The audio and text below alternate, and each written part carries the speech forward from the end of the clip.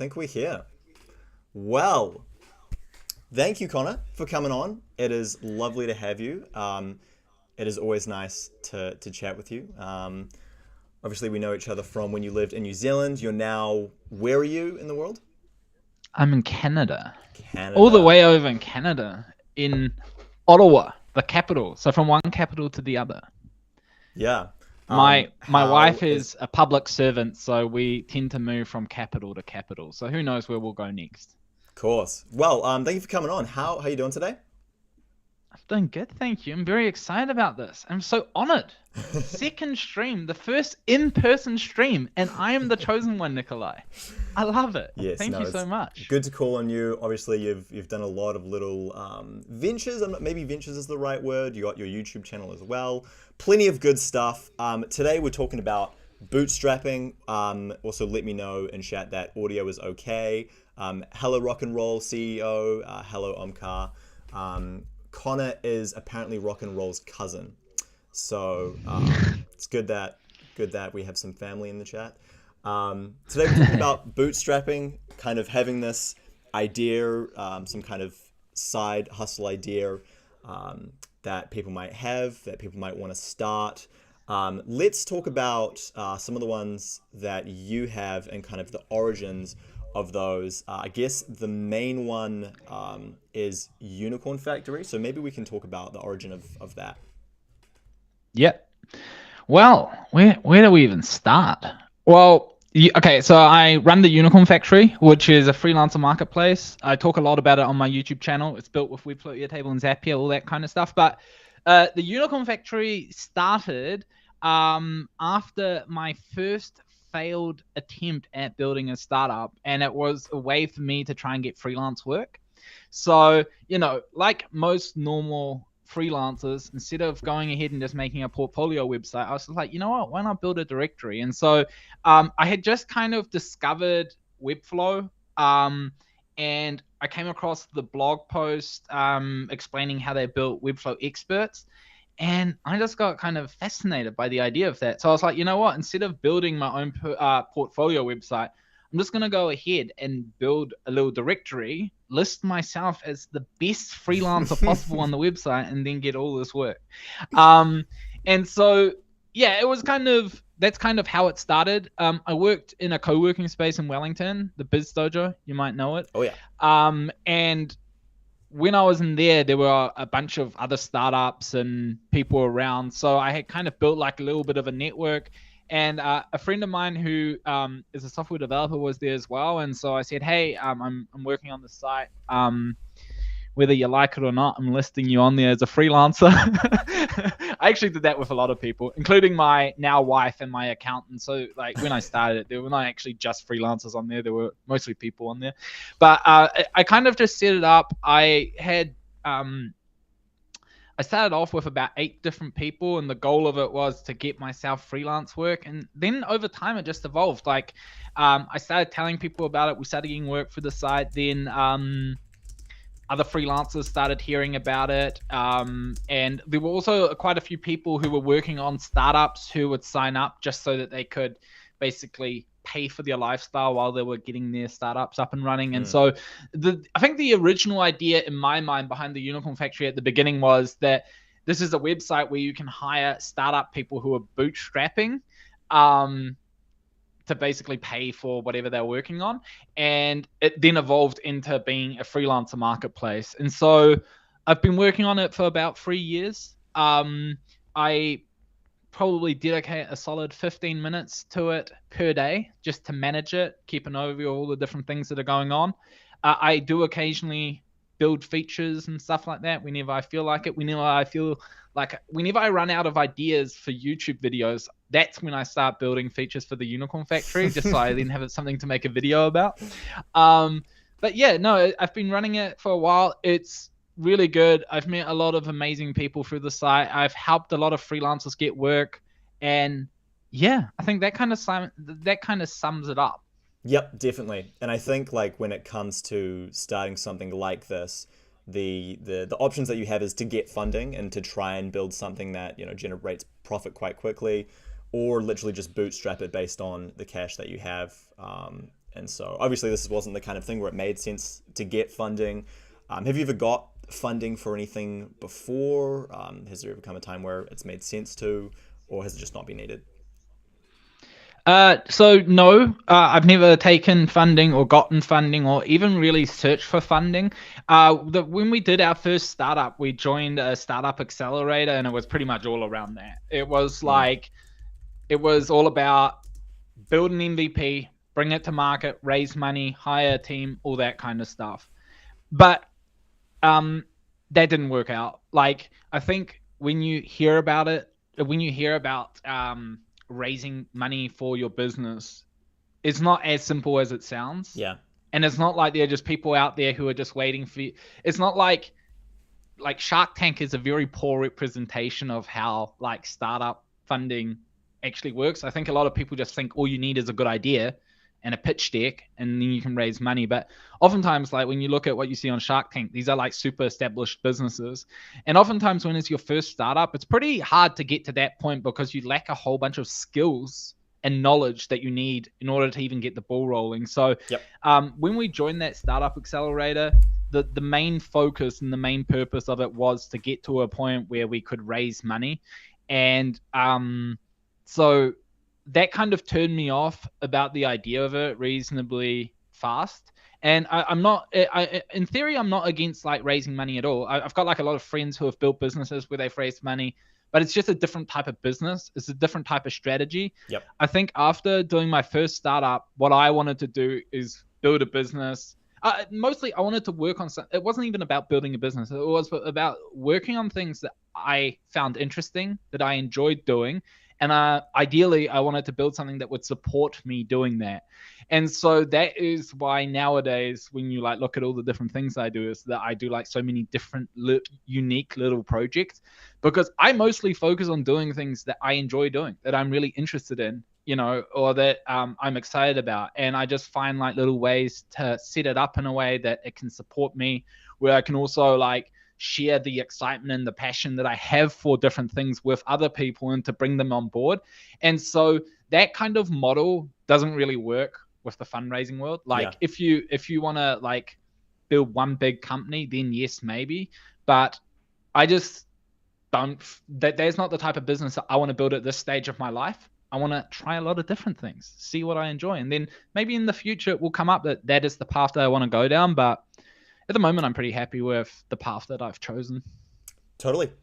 Yeah. Well, let's talk about Unicorn Factory financials, and in terms of when you started making, like, early stages, when people are thinking about bootstrapping, they want to eventually make money. So when did you make your first kind of dollar from it?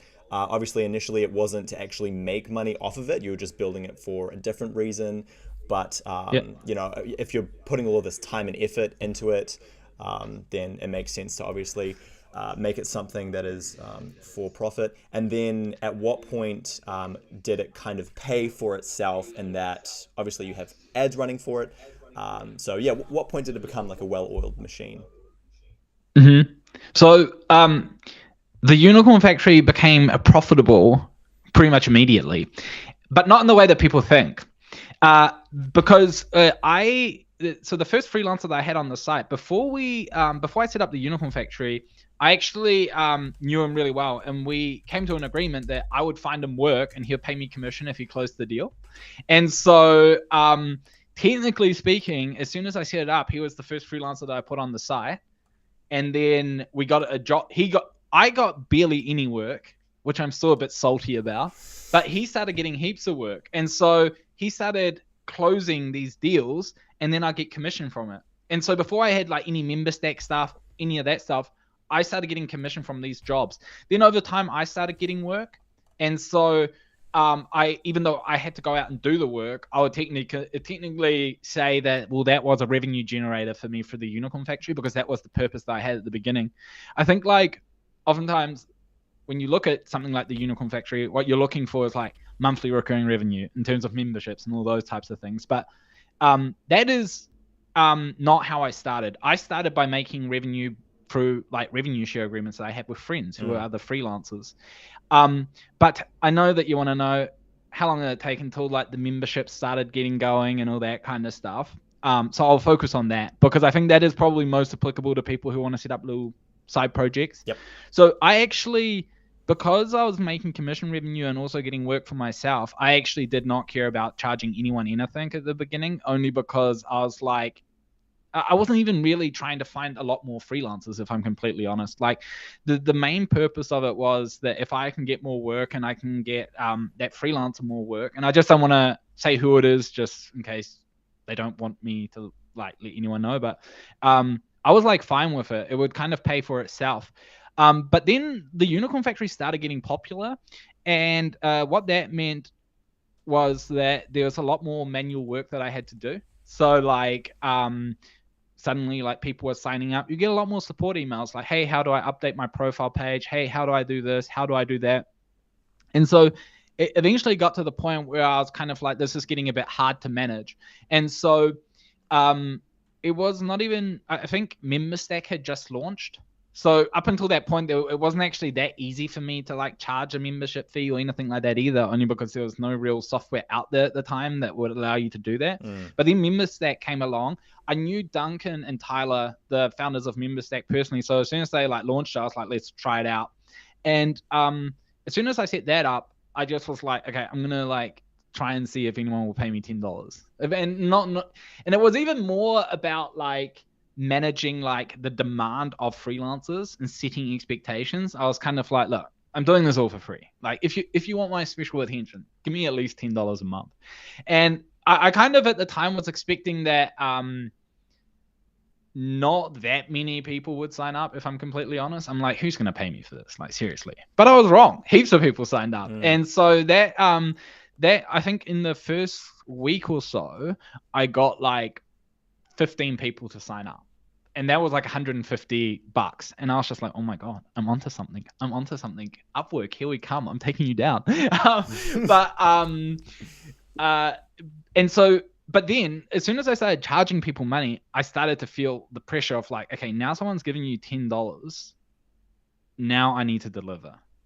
And so luckily I came from a marketing background, which meant that I could basically buy ads, and those ads would then translate into leads. And as soon as I started investing that type of money into acquiring leads, it all just started like going.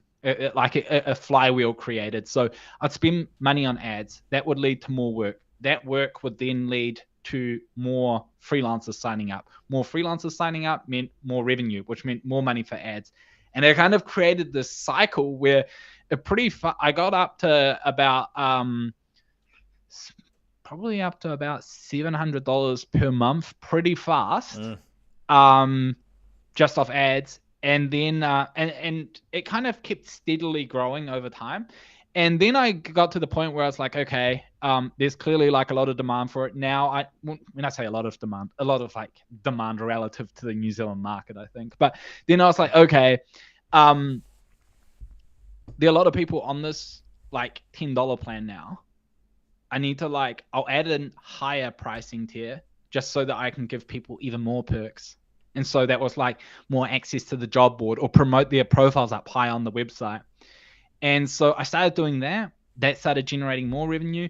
And so it's from the point where I started charging people to be on the website, it just got better for everyone involved. It got better for the freelancers. It got better for the businesses. It got better for me. And I mean, for me at the time, I paid $200 for all of the different no-code tools. So it was like pretty much like, I don't know. Like I got like one contract through the site for myself, and I think I paid for the site for the next like 4 years or something like that. Yeah. And so, like the costs were never an issue. Yeah. But it just gave me more money to invest in the business. And to be completely honest, because I was not dependent on the money, I'll just reinvest everything. And to be completely honest, I still reinvest most of the money that I make through the Unicorn Factory today. So most of the revenue that I make through memberships, I typically put back into ads, or I just go and hire freelancers. You know, when things started getting really good, Nikolai, I actually hired you. True. This is how we met. This is exactly how we met. So my theory with this is like, well, if I can't get leads for freelancers, I can always just hire them myself, and so that way I keep everyone happy at all times. Just hire tens and tens of different freelancers, just so that they still have work. It was good. Like, honestly, once I got to the point where it was generating like a decent amount of like monthly recurring revenue, I just started using my own site to hire people. And I've hired some great freelancers through the Unicorn Factory, like some top people. And and now the overall, I'll tell you straight up, the biggest moneymaker for the Unicorn Factory is commission revenue. So I've got like partnerships with a few of the freelancers who basically get first dibs on some of the higher value contracts, and that's been like phenomenal for me. And so that is just basically a result of me investing even more money into promoting the platform, and that leads to more leads. And then like maybe like 1 in 10, 1 in 11 turns into being like a real big project.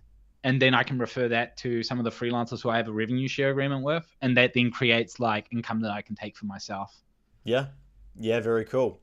Omkar asks, is Unicorn Factory still a solo operation? And I know that it is. So is it a solo operation just because, when you hire people, you have to become a manager and you just want to keep things, like you want to make this still your own kind of baby, rather than have to actually get other people on it? Or, talk about that. Yeah, it is still a solo operation. I did recently hire someone to help me with like day-to-day admin, but that's not specific to the Unicorn Factory. That's kind of everything. So like one of the biggest like things that's time suck, I'd call, is like support. Like a lot of people wanting to know how they can change the URL on their like website, and so I've got someone who helps me with that. But yeah, it's a solo operation, and the thing about it is that it doesn't actually require a lot of people, like, in order to add value. Like for me, the key thing that I need to focus on is getting leads, and I've got that in full control because I can do my paid ad stuff. And even that is pretty much on autopilot. Now, the day-to-day operations thing is pretty much automated through like Zapier, Integromat, and all that kind of stuff. So what I would, if I were to build a team around what I'm doing with the Unicorn Factory, I'll probably have to hire someone for product development or community support and all those types of things. And I do that on a contractual basis. Like I hired Nikolai to rebuild my entire freelancer dashboard because, he's a better designer, he's like a better webflow developer. He's a better everything. And so that is where I outsource that work, but it's not something that requires someone in my team full time. Like, I think because as soon as you have someone in your team full time, you need to now keep people busy with stuff. And I actually think that, and this is just from where I'm coming from, I think that there are a lot of people who have a lot of different perspectives on the matter. I don't feel the need to build things for the sake of building things. If something my main criteria for building things for the Unicorn Factory is, number one, will it help freelancers get more work? That is like my top focus. That's like my North Star metric. Number two, will it save me more time? That is the second thing that I look into. Well, number three, will it make the site more money? And I look at, will it make the site more money, only because that then leads to more work for freelancers. And so all of the things are within my control as it is right now. Now, if I scaled the Unicorn Factory up even further, the main area that I'd run into that would require some help is community support. And so now that I'm growing the Unicorn Factory Canada, there is a possibility that might become a factor. But other than that, it doesn't require more than me at the moment. Me and Zapier. Totally. Integromat. Airtable scripts. Good team, you and other tools. Yeah. So the Unicorn Factory, as it currently stands, it's a pretty big website. There are a decent amount of features kind of built into it. So, and obviously you don't start here. You start with a much smaller version, kind of some sort of MVP. So when someone has an idea for this great big idea, I want to build this amazing tool. How would you get them to think about kind of the MVP and what that might look like and how much time and effort they should put into it? Yeah. So there are a few different ways that you can look at this. First of all, when I built the Unicorn Factory, I was excited to learn about Webflow. I was excited to learn about Zapier. I was excited to learn about Airtable. So a lot of the product decisions that I made was focused around me practicing working on a tool that I really enjoyed working on. And so the outcome that what I wanted to get out of it was not to build like a massive freelancer website. My goal was to build like the local version of like Webflow experts for my co-working space. And I wanted to have a play around with it. I wanted to practice with it. And like the more I got into it, the more excited I got about it. So I built like a few extra things. But if you are getting into the game for the purpose of making money, then my recommendation would be to just focus on being useful. And so the thing is, people always think that you can only be useful by having like an app or a website and all of those types of things. But what apps and websites allow you to do is to be useful at scale. And there's a lot, you can be useful a lot further down the track. Okay, like if you want to help freelancers get work, then you can very easily just go and do that. You can like use like existing job boards, or you can really do whatever.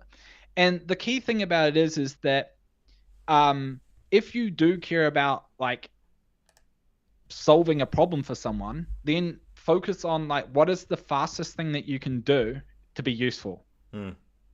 Now, obviously that took me so long to figure out. Like obviously when you're just getting started, there's a huge focus on product. And so if I had to make a recommendation on where I would start, if I were to start from scratch on the Unicorn Factory, I would say the best starting point is like build a landing page. Build a landing page about what you're doing, add a form to your landing page, and then start telling people about it. If you get to so let's say, for example, we take the Unicorn Factory as a real practical example. If your goal is to get work for freelancers, set up a landing page, resonate the message to your market. So like, let's say, for example, I'm focusing on like just Wellington. Then say, hey, I will help you find Wellington's best freelancers. Add a call to action on your website, which can be a simple Webflow form. You can do whatever. And at this point, you don't even need to buy a domain or any of that stuff. You're basically just creating a pitch deck for your potential customers, and you're adding a call to action on there, and then start sharing it with people. And one thing that you'll find is that if what you are doing is actually useful to people, you're going to start getting demand for it. And really quickly, things are going to get out of hand in terms of managing it.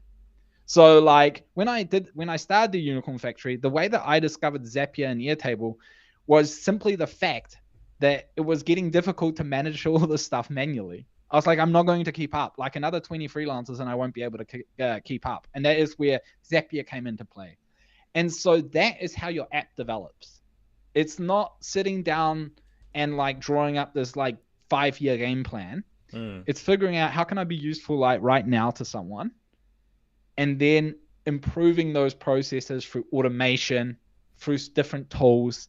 And so if I had a recommendation to anyone, start off with a landing page. It's a phenomenal place to start.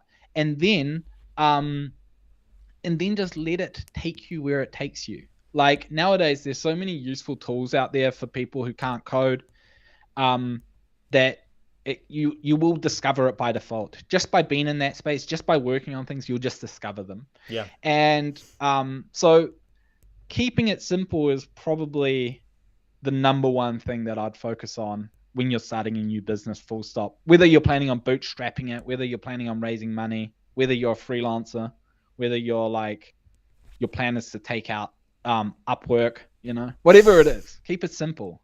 Simple scales, fancy fails. Hey, I like that. I haven't heard of that. Yeah, I stole that from someone. I didn't come up with that myself. Super quick question. Rock and Roll asks, you use both Integromat and Zapier. Is that's for different reasons? Yeah, I started off with Zapier because it was easier to use.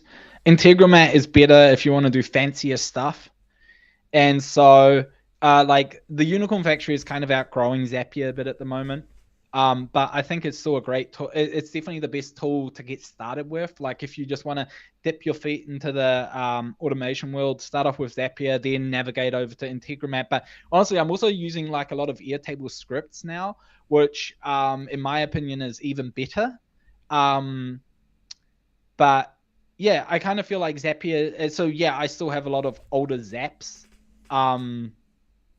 And yeah. Cool, and also that's why I use both. And Integromat's cheaper, isn't it, than Zapier?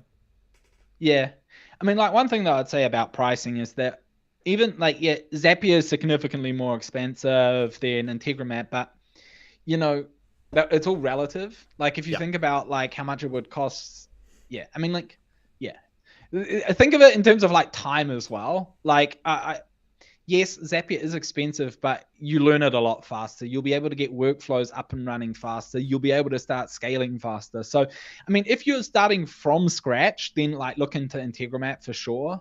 But like if you find Integromat confusing, you won't use it. So even though it is cheaper, like you won't use it. So you're actually like just wasting that money. So just whatever helps you get things up and running as fast as possible, I'd focus on that. Totally. Okay, here's a question that I have. Let's say you have this app idea or side hustle idea, maybe it's even just doing videos or a podcast or whatever. What if you have this idea, you do some research and you find other competitors and you kind of get discouraged because you're thinking, this kind of already exists. What am I really going to be able to add anything? Is there some point where you should look at competitors and say, this is already being done, I don't actually need to build it? Or can you still kind of build what you want to build and then kind of figure out how to differentiate yourself down the line? Well, I would first of all start off with, I wouldn't look at it from like a product perspective. And yes, like look at your competitors and stuff, depending on how serious you want to take it. But like Unicorn Factory, before I built the Unicorn Factory, there's like Fiverr, Upwork, all those kind of things. And like if I took that approach, I would have never started the Unicorn Factory. So competitors out there really won't determine how well you execute on what you're trying to work on. But so like very specifically, if you've got an idea for a podcast and there are already people in that niche making podcasts, go out and just try it. Like don't beat around the bush. Don't look at it like 5 years down the track and see how you're going to be fighting for market shares. Like if you actually become if you actually get to that level, then it won't matter. Like you'll be making like enough money off it that it won't really matter. But it's mostly about like if you are interested in a particular area, you're interested in a particular topic, then just go out and do it. And you know what? If in like 6 weeks time it doesn't work out, then abandon ship. Like you're not marrying your idea. And I remember that we had this exact same conversation with the YouTube stuff. Yep. Just do it. And like if you make 6, like give it a fair go. But like if you make 6 videos and it turns out, nah, this is not good, then stop. Like you don't owe anyone anything, So I wouldn't worry about issues that are not issues yet. I would just get started and then solve problems as they come your way. Definitely. And do you think there's a golden rule for when to say, okay, it's time to pull the plug? So, let's say you've been doing X thing for a certain amount of months and still no customers, still no payments. At what point do you say, okay, this probably isn't worth it anymore, and you kind of pull the plug? Yeah, well, you'll know because you'll be over it. Right.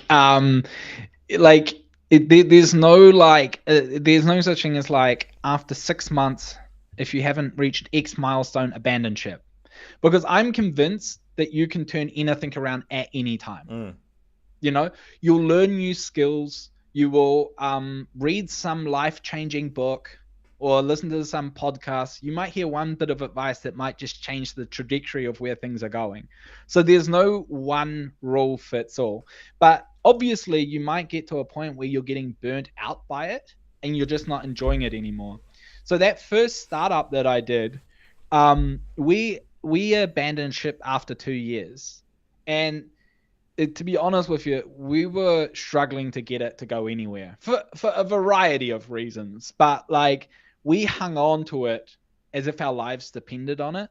And the reason why we ended up saying, nah, no more, was not because we came to the conclusion that this is not a good business or whatever it is.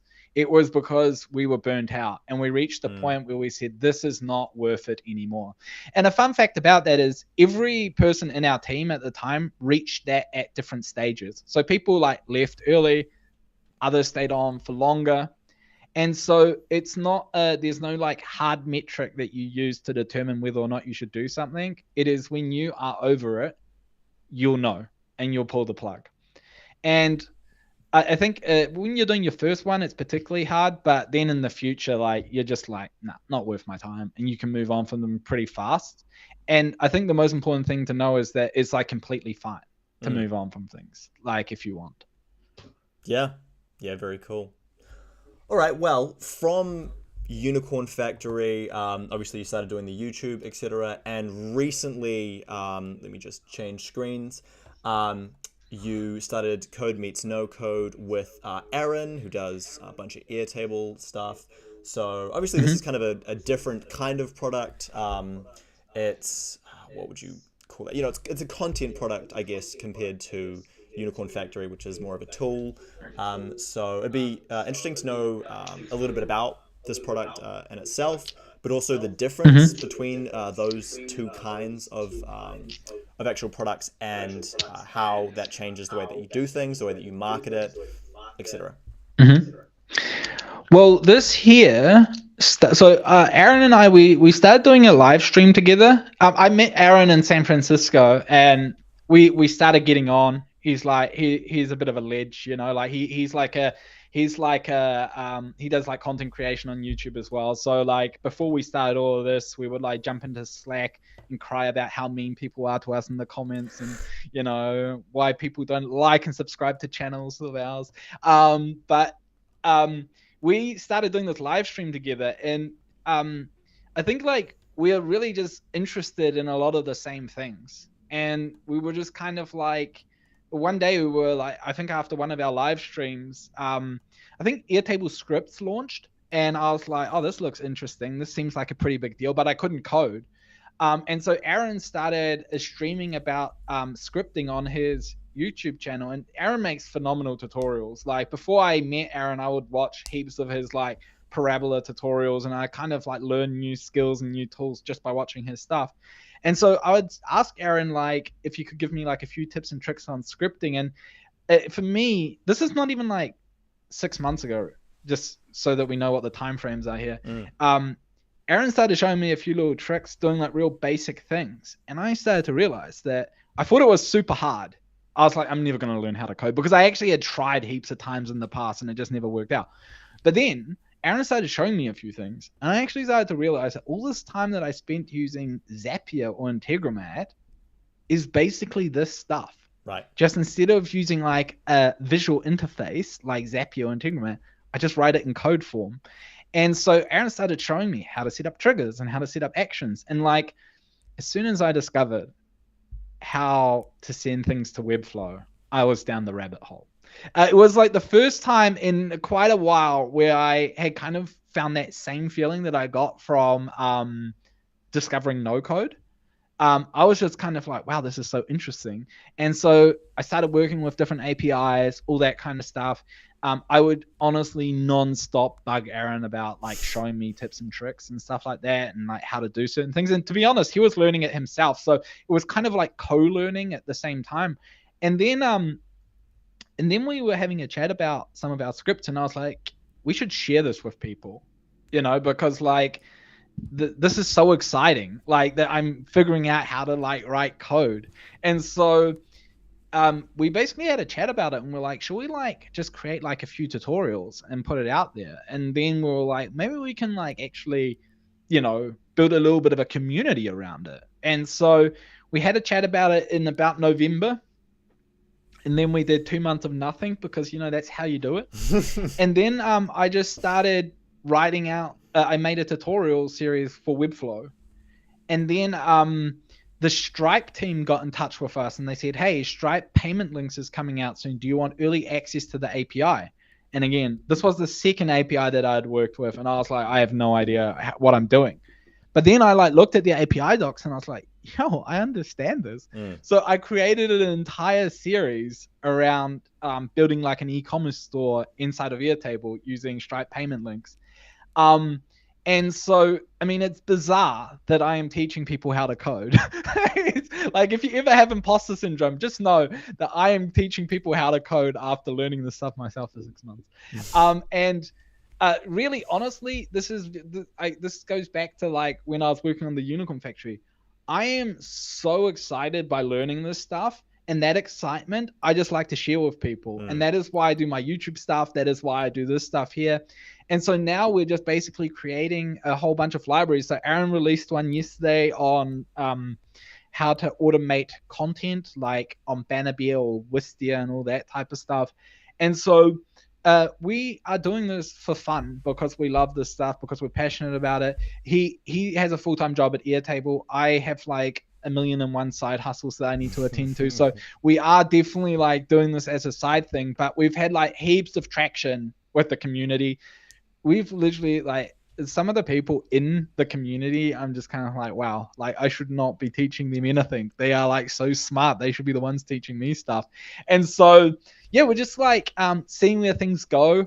We're not like overly emotionally invested in this like becoming a huge success. At the end of the day, we just want to like connect with people who are as excited about this stuff as we are, and we'll work on creating like content, tutorials, those types of things. And yeah, that's pretty much code meets no code. Totally. And how did the process change from building something kind of by yourself versus building it with someone, having someone to bounce something across? And like with that, if you were to start Unicorn Factory back from the start, would you do it with someone? Would you still want to do it by yourself? So I think that you can't really be super strategic about things like that. Like, I mean, I set up the Unicorn. I did the co-founder thing at the beginning. And to be honest, it was great. Like I enjoyed having a team around me, but like I still had a lot of stuff to figure out for myself. And working on the Unicorn Factory was just a great opportunity for me to kind of figure out who I wanted to be as like a founder, the kind of tricks that I wanted to learn, all those types of things. And then I enjoy chatting with Aaron about this stuff. So it wasn't kind of like this is a very good strategic partner. My thinking is he's a good dude. He's into this stuff. We can go 50-50 on like the workload. And that is how that happened. And so I think that if you are considering, hey, do I need to work with someone? No, you don't. You never need anything. Like you don't really need anyone to get the ball rolling. But if you've got a friend who is as excited and as passionate about it as you, then like why not? You know, like having someone that you can collaborate with and like share tips and tricks with, and basically also hold each other accountable, you know, is cool. Like it helps. But ultimately, like at the end of the day, I'm a big believer that that is not what determines whether or not something will work out or not. It's just another little cog in the wheel that might play a role but might not. Yeah, totally. Well, okay, tell me your thoughts on this. For me, in terms of doing client work and then also having side hustle, trying to build stuff, kind of doing the videos and the content, I've found a really good balance between kind of, to me at least, doing 50% client work and 50% doing my own thing. And you know, because I get a lot of client requests, but to me that is still the perfect amount, and I wouldn't want to be doing any more client work. And obviously a lot of people who are doing what we're doing are in a pretty similar boat. You know, they're getting some client work. Sometimes they're 40 hours a week with client work. So all of them can be trying out a side hustle. And again, you know, probably part of this is just a case-by-case basis. But what is the right balance for you between client work and you know, side projects? And what would you recommend for people who are wanting to invest time in their first kind of side hustle? Well, again, I think it comes to, so I think in this sense, I'm pretty like, I don't know if I'm unique in this sense, but I just kind of do what I feel like, if I'm completely honest. And so like, if like a client hits me up and they've got like a real cool project that they're working on, then, yeah, I'll work on it. Like I had these guys from Germany hit me up last year. They wanted to build this job board, and they seemed like super like cool dudes, pretty motivated. And I was like, yeah, you know what? This is like a cool little project to work on. So I worked on it. Um, I think you don't.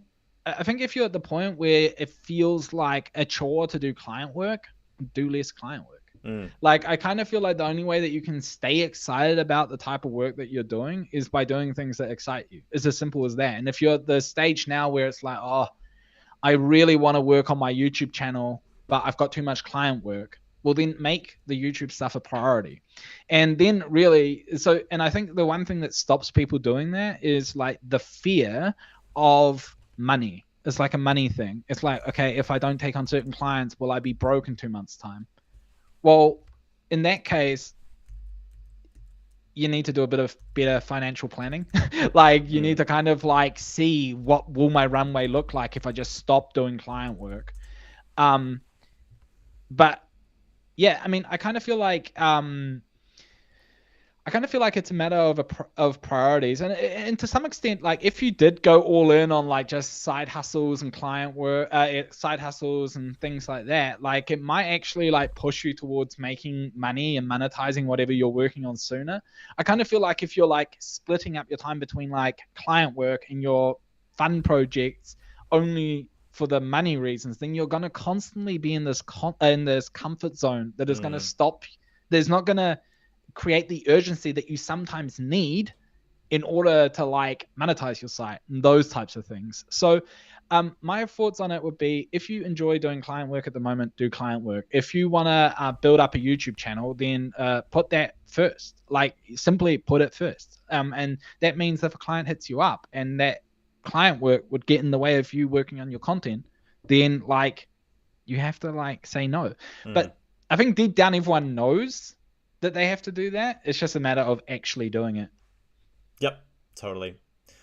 Cool. A couple of small questions. We can either blaze through them or if you have long answers. Any plans to rebuild Unicorn Factory once Webflow membership releases? And I guess with Webflow membership, also Webflow automations, or I forget if that's what it's called or not. I think that's what it's called.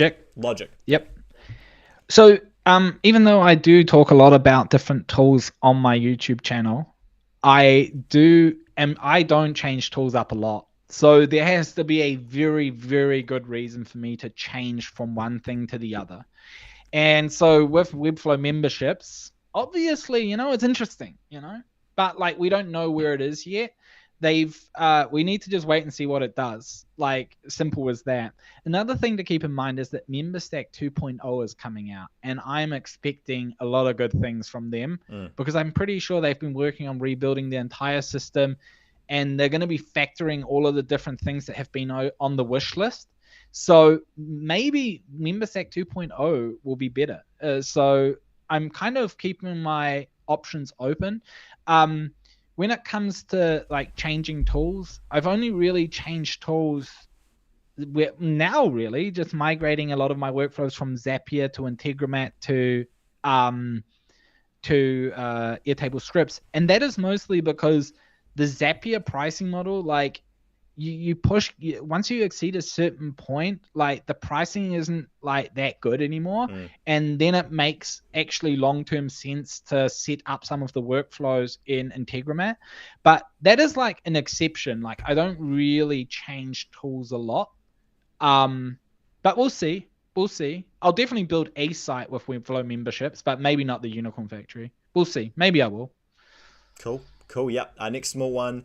Rock and Roll's asking, so you haven't migrated old Zaps. Is that just because there's certain things that you can only do in Zapier, certain things you can only do in Integromat?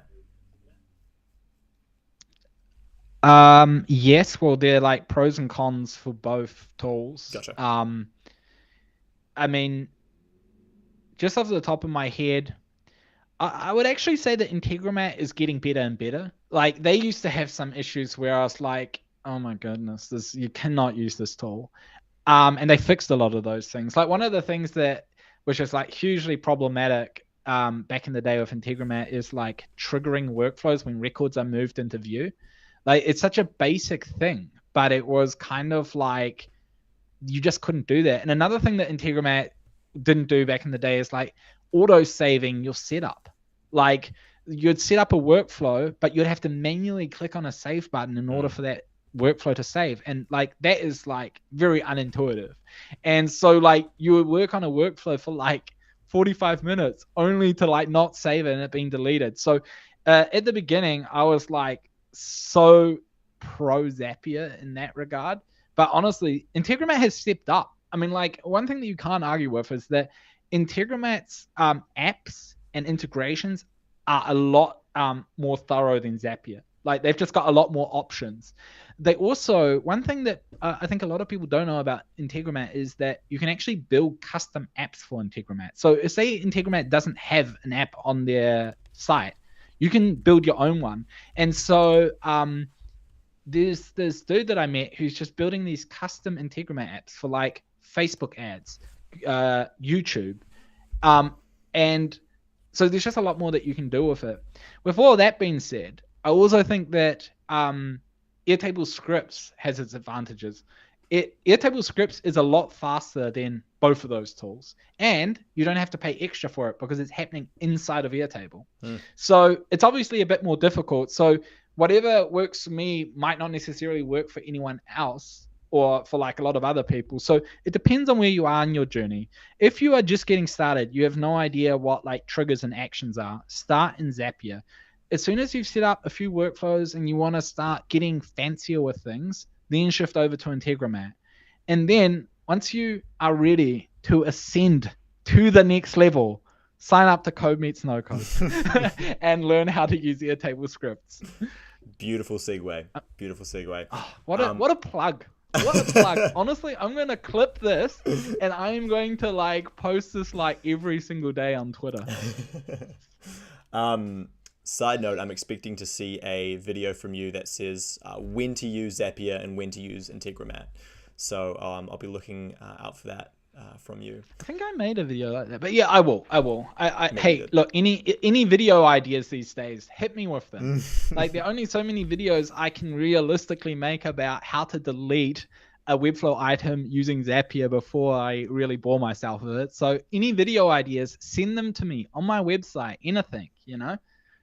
Yep, cool. I'm going to steal the spotlight for a second because Greg asked about Wised. Do you know about Wised, Connor? I do. I have heard of it. I haven't used it, but I've heard of it. Yeah, so have I.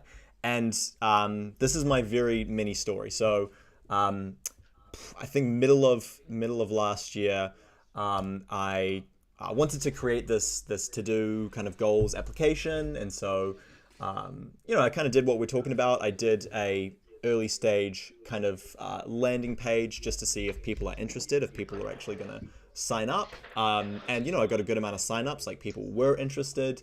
And so the idea was to take this and build it in Wised. And so Wised is you design it in Webflow and then you kind of connect up all of the bits through Wised. So I guess it's an alternative to Bubble or something like that. And I didn't end up doing it because when it finally came time, I got this landing page, I had this brilliant idea. When it finally came time to actually do it, I didn't love it enough. I didn't love it enough to put in the time. And there was obviously going to be a lot of time that I had to put in to really get up and running. So I think that just speaks to the fact that you really do have to enjoy this thing, even in the early stages, if there's no idea in terms of when it's actually going to get paid back. Yeah, you have to think of it as a hobby that pays you. Yeah. Like, think of it like that. Like, would you do this if you didn't get paid for it? I mean, like, would it interest you enough? And so, like, doing things that you're not super... by the way, lovely landing page. Nikolai, I rate your landing page designs. Appreciate it. But it's completely cool to, like, build to have an idea, build a landing page and then to be actually, I have no interest in building a to-do list. Yeah. No interest. There's nothing about it that, cool, move on. Lovely times. And the thing about it is no time was wasted in the process.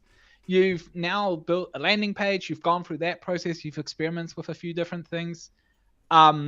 So yeah, I mean, I think that is the perfect first step. The step that you took is like where I would start if I wanted to build a to-do list app. Yep, definitely. We have about 10 minutes left. If anyone has any specific questions for Connor about YouTube, about Unicorn Factory, about Code Meets No Code, about how he runs his business, then feel free to send that through. There's a question. The chat. What are your views on opportunities for add-on or plug-in tools for no-code platforms, especially Webflow, in the coming years? Are you bullish on these opportunities and growth? Yes, is the short answer. Yes, big time. Give us a especially long answer. Webflow. I mean, yeah, like honestly, like the amount of people that are setting up things in this ecosystem and absolutely killing it is like outrageous. Like Reloom, Flowbase, Yep. JetBoost, MemberStack. Like you can keep going and going and going. Like if you want to build a plugin or an add-on, jump into the community forums and see what people are complaining about. What is like the top thing on the wish list? Like if you go and have a look at the Webflow wish list, membership sites have always been at the top. MemberStack comes along and solves that problem. Real-time search and filtering, always at the top. JetBoost comes along and solves that problem. Like it's demand's already built into it. Where's the Webflow component library? Don't worry about it. Flowbase has got one. Reloom has got one. It's like non-stop. And like even look at like what FinSuite is doing. Like so many opportunities are out there. And I think, again, what it comes down to is you will find these opportunities if you are engaged in that space. So if you are genuinely interested in Webflow, you will know what people's complaints are, what people's issues are. And every single one of those complaints is an opportunity, like big time. And it's just about being practicable about actioning them.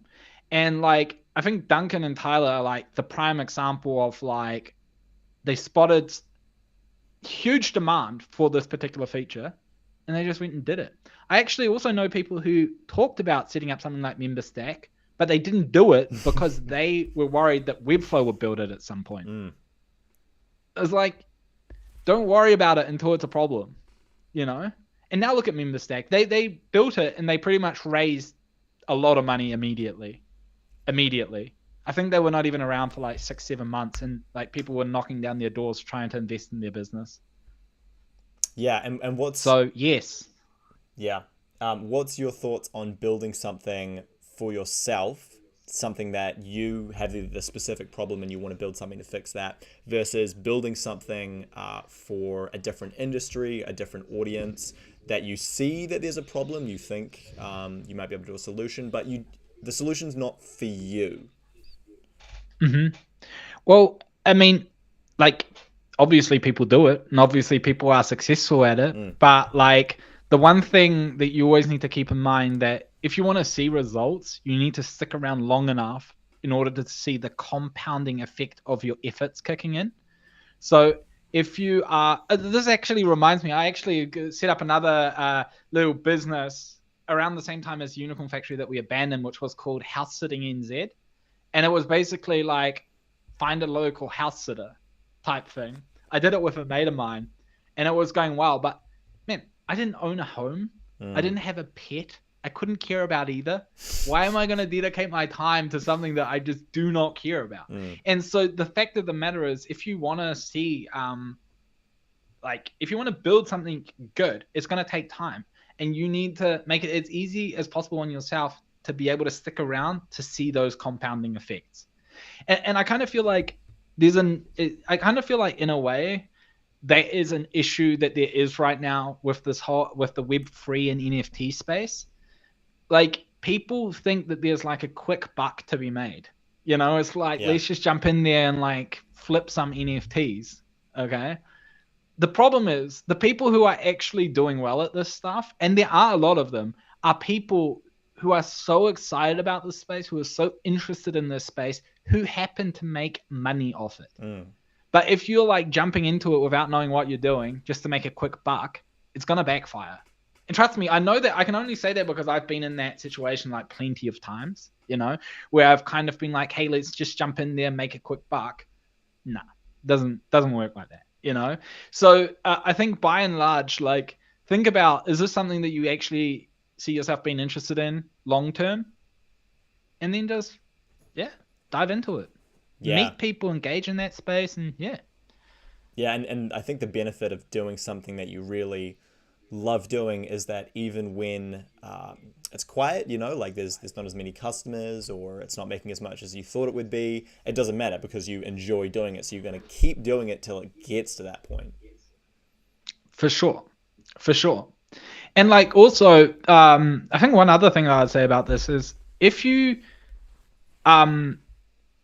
like can't come up with like an idea, a business idea, like I would like just explore different communities and see what you're interested in. Like, for example, one thing that I've gotten really excited about over the last like 4 or 5 months is like online chess. Like I play like a lot of online chess.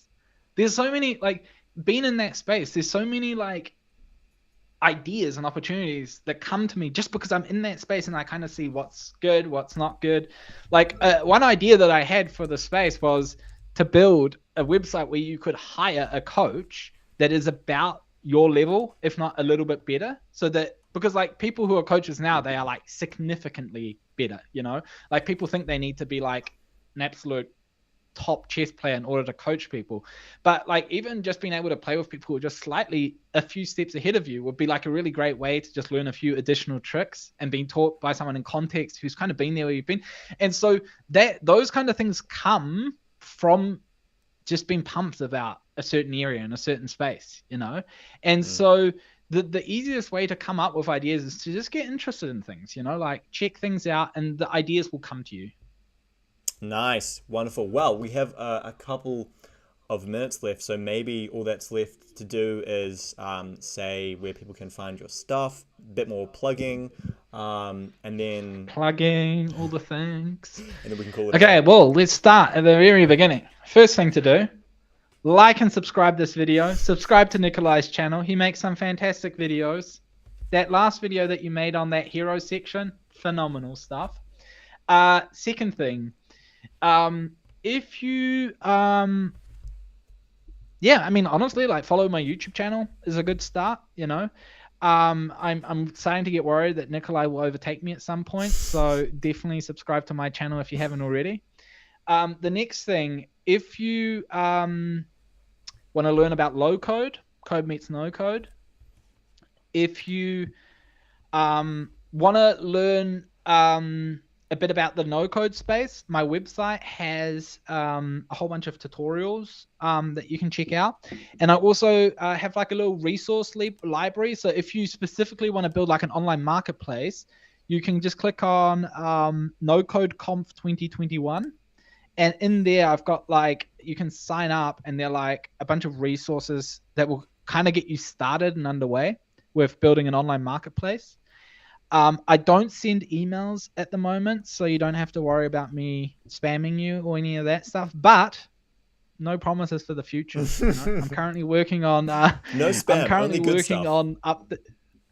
No spam. You're just gonna send good stuff. I just send good stuff. But I am working on updating my marketplace course right now that I'm planning on getting live before the end of the quarter. So if that is something you want to do, then check that out. I've actually already completed the first step. So I'm actually breaking my entire course into 2 main sections. The first part is going to be how to build a landing page for your startup idea and to set up workflows using Zapier and Airtable. So not using Airtable and Airtable automations to basically automate some of the workflows for finding people. And so if you are like, I'm not exactly sure if I want to build an entire marketplace, but you kind of want to test your startup idea, then that will be an option on here. It's like a little mini course, 3 modules, 4 hours worth of content, absolute banger stuff. And so if that interests you, check that out. Other than that, what else? Follow me on Twitter would be nice. I reckon that's a good run of different honestly, things. Like, plenty of stuff for people to do. Yeah, put all the links in the description. Cool. I don't have high demands. I have dedicated a solid like 10 minutes to plugging all my different things, but I don't have high demands. Of course. Okay, well, we'll end it there. Thank you everyone for tuning in. Emily, Greg, Omkar, Rock and Roll, who is Connor's cousin. Cecilia, everyone, thank you for tuning in. Have a lovely day. I guess I'll see you on the next one that we end up doing. And again, thank you, Connor. Always appreciate you. No worries. Thank you for having me. I was very honored. And yeah, see you in the next one. Cheers, mate. Bye.